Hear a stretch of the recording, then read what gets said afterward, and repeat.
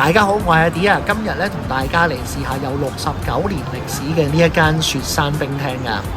我哋坐地鐵咧去到深水埗嘅 D 出口、D2 出口，上到去地面咧，我哋就一路向前行，大概咧3到4個街口，去到最篤篤嘅位置咧，我哋就會見到青山道嘅呢一個路牌。向前行2-3分鐘咧，右手邊嘅對面馬路就會見到嘉頓，箭嘴位置就係餐廳啦。除咗係老字號之外咧，好多嘅香港電影，例如《無間道》、《喜劇之王》、《追龍》等等咧，都係喺呢度取景噶。咁等咗20分鐘，坐低咧睇到佢哋嘅餐牌上面，除咗小食啦，仲有好多東南亞嘅粉麵同埋精選推介嘅。咁但係咧，一場嚟到，我都係想試下咧網上所傳嘅祖傳椒鹽豬扒飯。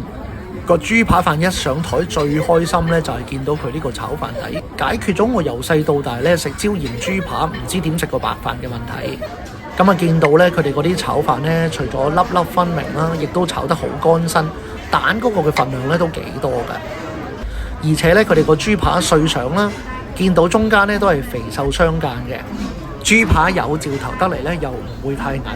再嚟咧係佢哋避風塘嘅生炸雞髀，咁啊淨係見到面頭咧滿滿嘅炸蒜就已經食慾大增啦。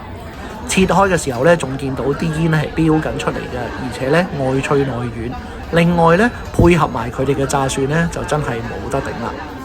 餐飲咧叫咗杯茶酒紅豆冰，咁飲落咧比起上次喺永年咧淨係嗌奶茶紅豆冰咧，多咗一份嘅甜味啦，更加配合個紅豆嘅。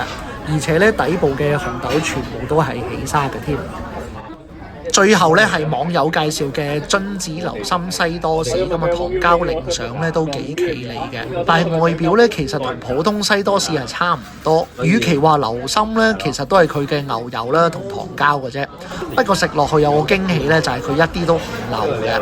最後我切開睇下咧，原來咧其實只係外邊薄薄一層嘅蛋漿，裡面咧都係麵包啦同埋榛子醬，其實咧都幾清新冇負擔嘅。食完晒咧都已經係成個鐘頭，去到大概2點半鐘，周圍睇一睇咧都依然係坐滿晒人啊！我咧都要同3個靚仔一齊搭台，出到門口咧都依然係大排長龍嘅。咁啊，今日咧試咗呢個嘅雪山冰廳，果然係名不虛傳啊！咁啊，大家咧喜歡嘅可以俾個 like 同 subscribe，我哋下次再見，拜拜。